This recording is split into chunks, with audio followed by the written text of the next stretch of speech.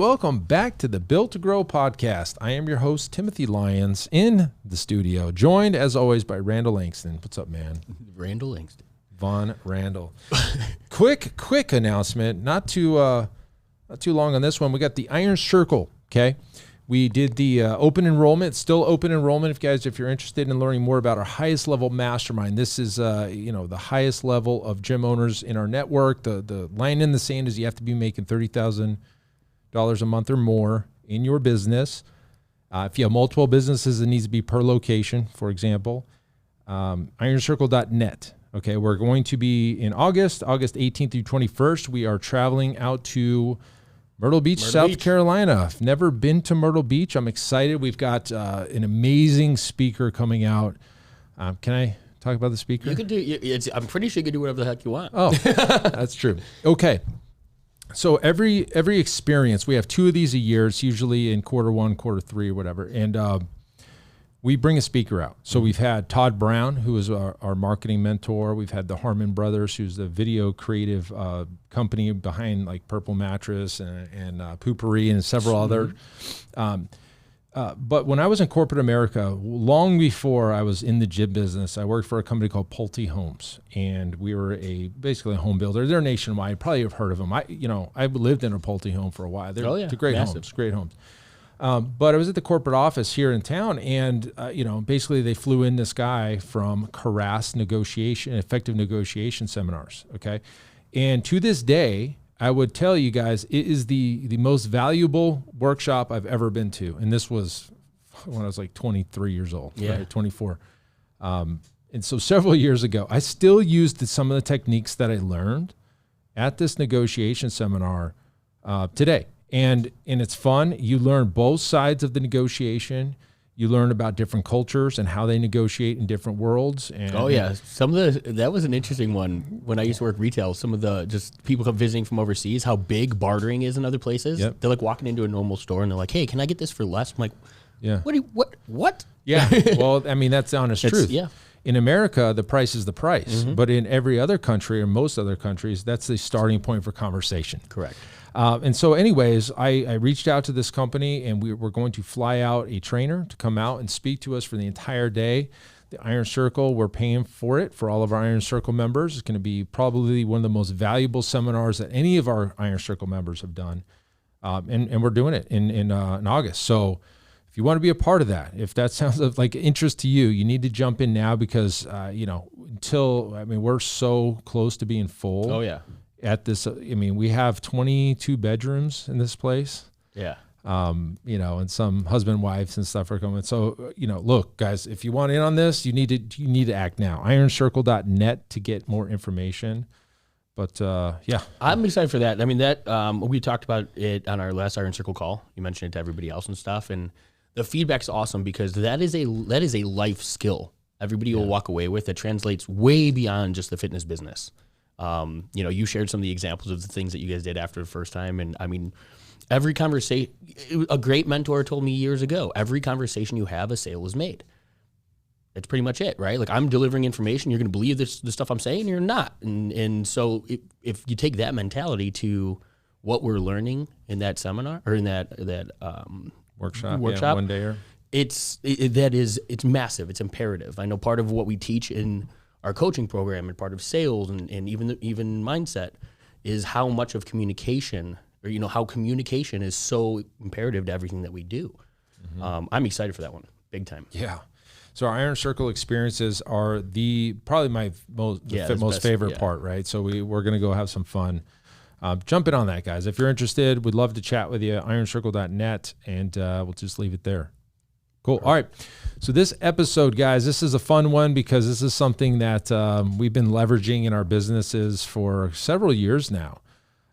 Free money. What do you mean? Free money. So I'm going to be the first one to go on record and say I cannot stand credit cards. Okay. I just think they're a trap. You use them when you think you need them, and then next thing you know, you're 50 grand in debt and you're, trying to pull yourself out of a hole. I came out of college with, where they just hand out credit cards out of college. My parents never really taught me financial literacy back then. And so I was getting into credit card debt. So ever since kind of those early years, I would never sign up for a credit card. Like stores will try to sell you on credit cards or whatever, Costco. I always say I don't do credit cards because I don't, right? I don't have credit cards in general. If I did have one, I would pay it off and I would shred it and be like the happiest day of my life. So everything we do is cash. However, Amex is essentially not a credit card. It's a charge card. So you're required to pay it off every month with all of your expenses. But the benefit of using a Amex card is the whole world of points and rewards points. And I didn't know anything about this. It was at the Traffic and Conversion Summit with Tim Sr. He's like, pulled me over to this Amex booth. He's like, see this credit card? This is the one you need. It was the Amex card. And, he pulled out his, it was like a member since 1976, like I was like, damn, he's old, right? But isn't that funny? That's the first thing that comes up to Dad. Yeah. Hey, you're old. But so I signed up for this credit card with not really knowing, well, it was a charge. Again, Amex is a charge card and they don't charge you interest. It's 0% interest. It's technically when you get to a certain point, I have unlimited. I could buy a yacht, right now on a credit card, right, on an Amex. And so you earn points for different things. Now, the question behind credit cards is like, how does Amex make money if they're not charging interest? Well, I'll tell you, they charge the merchant. Sure. The person selling, they charge that fee.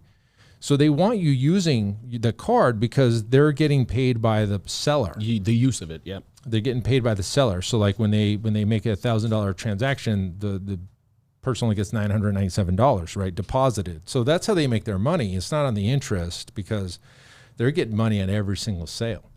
And so when you use Amex cards, and there's several, right? There's the gold, the platinum. There's a Centurion card, which I was looking into for a while. I was getting a little ahead of myself there.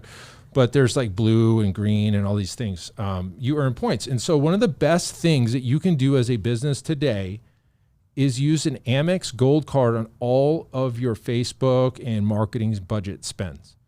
Because on an Amex Business Gold card, you get 4 times points on up to 2 categories. And those categories are, one's marketing, there's airlines, there's gas, there's technology, but like you can select 2. And I think it does it for you automatically. About 5 years ago, you had to like physically select, I want 4 points on advertising.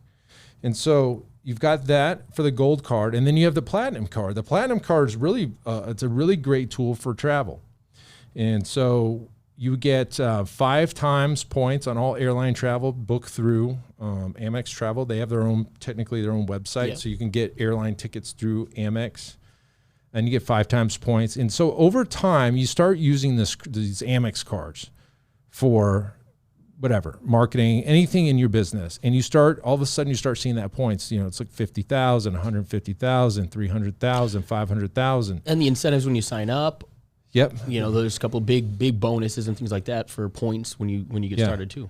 And again, take this from me. 5 years ago, I would run from any of this as fast as I could. Oh, he would absolutely pull out a Dave Ramsey quote and like just serve it up cold. I didn't want it. Like I didn't want to get in trouble again because I think I learned my lesson when I was younger. But at the end of the day, we've accumulated several million points over time, and I've done some math, and I've purchased over the last 2 years, we've purchased 12 round trip first class tickets with points. We bought all of our early podcast equipment with points. I have an 85-inch Samsung badass TV at my house, all done on points, constantly using points. And the rewards keep adding up. And here's really the point of this is you're spending the money anyway. You're spending the money on marketing, be it $3,000 a month, right? Let's just say you're spending $3,000 a month on your Facebook ads. You're going to get 12,000 points. And really, that's only $120 if you do the math, right? Because points are a fraction of what it is. But you do that for a year, you have $1,440 worth of value. You can go take a trip, right? And so over time, this stuff adds up, and gas adds up, and you start using your chart, your Amex for all of the purchases in your business. and boom, you got a bucket of points that you can do whatever the hell you want with. Yeah, to your point, like it's not something that you want to jump into if if you need cash, this is not the ticket. Like this is not what you want to pursue right now, right? But if you're in a position and you're doing the spending anyways, transition how you're doing it, right? All you have to do is do it on a different card and make sure you're paying that off every month. And now it's like double dipping, you know what I mean? You're getting the perk along with the things that you're buying or the things that you're paying for in the first place. So, I mean, it's massive. We talk about it all of the time. Internally. Yeah, that's what I'm saying. Yeah, exactly. Like, I mean, we need something. We're always like, okay, is it a platinum or is it a gold? We use the card to incentive, that gives us the best incentive in return. Yeah. It's coming out of the cash, reserve anyways. We're paying it off at the end of the month, but now it's just intentionality. Yep. Left, right, forward. You get three options. What card is it going to go on? Or cash, platinum, or gold? Which one's going to pay us back the best return? Yeah, yeah. And what's cool about when you use points for travel, you get miles out the airlines. So like if I just fly on American, right? I mean, and so we start accumulating airline miles with the points. So we're getting 2 for 1. On top of that, like an Amex Platinum card, you'll get they pay for your global entry. They pay for clear, right? Yep. You ever seen those clear where they scan your eyes and you're like at the front of the line? They pay for TSA pre-check, your automatic Hilton Honors Gold, your automatic Hertz rental car Gold, your automatic in so many of these like subcategories. You get it for free. You get all the insurance.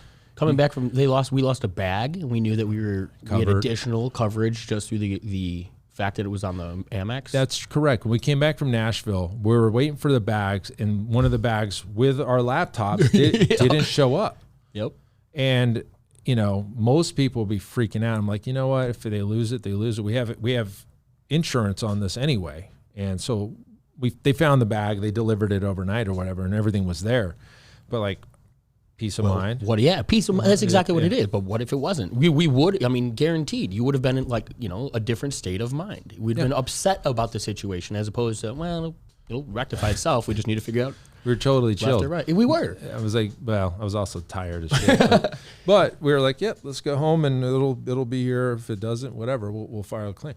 So listen, guys, I mean, this is totally off the wall, but like, honestly, if you're a business owner, this is very, very important information for you. Very important. So, anyway. And it is one of those things, credit, we haven't really talked about it a lot, but, at some point as a business owner, you need to have lines available.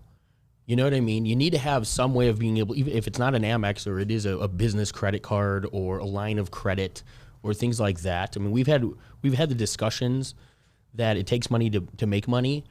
If you could put your advertising and your travel and things like that on your Amex and get something out of it, boom. If you do need a line of credit somewhere else, guys, sometimes you do need to pursue those things, but be intelligent about it, right? We've talked, the risk is there, but ultimately, if you want to grow your business and you have no means to do so, you should be looking for some sort of solution when it comes to cash flow. I mean, here's a great example. You want to run marketing, right? Mm-hmm. Well, when you go on Facebook, they don't bill you until you hit a certain threshold. And for us, I think it's like $900. So we've upped it. So we get it to $900. And then from that point, you have another 30 days to pay that back. So within that window of time, you could have made all that money back on sales.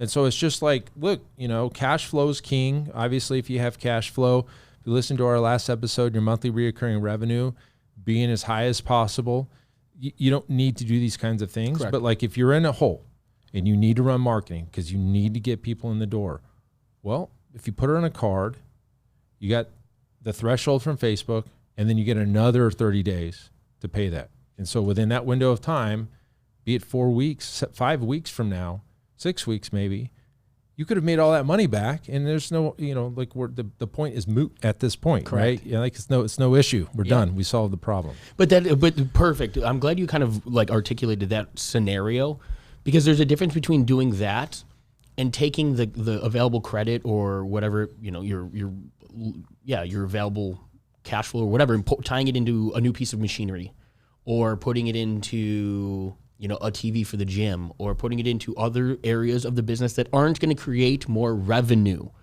The only scenario that's going to pay you back a dividend that, in my opinion, are probably ours, that you would justify putting it on credit would be towards marketing, right? You're getting that opportunity to repay that debt from the purchase of that, service in general, right? Yeah. The equipment's not going to do it. The stuff on, the TV is not going to do that. No short-term, return. But yeah, marketing is the one area that you can spend a little bit of money, do the work, and come out long ahead before that debt's, due. Yeah. So obviously you got to be it's risk management, but risk management is key with this. But I figured we'd throw that out there because look, we talk about it internally all the time. We shared this with our Iron Circle yesterday. Everybody was kind of like, oh yeah, it's a great idea. Some of them were, some of them had great additions to it that they have done. Yeah, we shared this with Iron Circle. Like, I love points. I love, leveraging points. It actually feels pretty dang good when you spend the points on something you would have spent cash on, and it's just like, oh, I gotta use points, Yeah. And so, anyways, there's whole courses on how to create as much rewards points and different cards that do the best. I mean, there's the pointsguy.com, I think, is one of these. I mean, they live for points. And some of these guys are really creative the way that they do it. They buy stack. They buy gift cards and sell it back and like refunds and they get the points and all this crazy stuff. Look, I'm not saying to do all that. I'm just saying put the card on the stuff you're paying for anyway, pay it off at the end of the month and reap the point reward and then use those points for something else. Yep. I completely agree. And you want to get good at it, tailor that stuff to your tax strategy as well. Figure all that stuff out and now you have a business. Oh, is that what we're doing? Imagine that. All right, guys. Just want to throw that out there as a topic today to kind of wrap your head around. If you're interested in doing that, I would just go on the Amex website. I don't get any credits or anything for it, but jump on that and reap the rewards. Yeah. Reap the rewards. All right, that's it for this episode, guys. Until next time, keep changing lives. We'll see you on the next show. Bye. All right, and thank you for listening to that episode of the Built to Grow podcast where we help gym owners win. Now, do you want to connect with me and other gym owners online? All you need to do is join our private Facebook group, Business Talk with Fitness Professionals. Just head on over to Facebook and type in Business Talk with Fitness Professionals, and when you do, we're going to give you our 10 marketing strategies 7-figure gym owners use to win. I look forward to seeing you in the next episode. Until then, keep building something great.